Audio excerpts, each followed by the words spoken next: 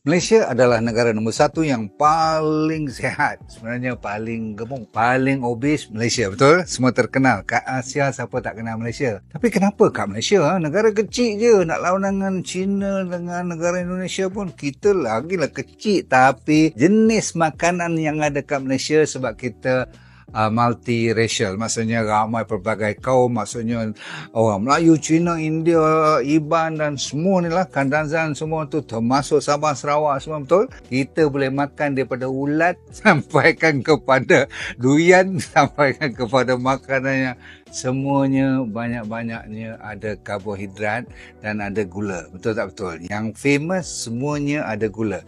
Tak ada gula tak laku. Pergi supermarket cukup. Ni bukan cerita makanan lama, makanan moden sekarang lagi banyak. High fructose corn syrup, ada maltodextrin dan sebagainya. Jadi gula-gula ni lah yang menyebabkan penyakit.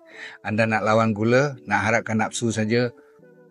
Jadi kita nak you ambil D&D Light sebab dalam tu ada 7 bahan utama yang kontrol nafsu, kontrol selera makan, kontrol lapar dan memperlahankan digestion supaya you tak cepat gemuk ataupun you kurangkan you punya nafsu nak makan gula. Jangan lupa D&D Light.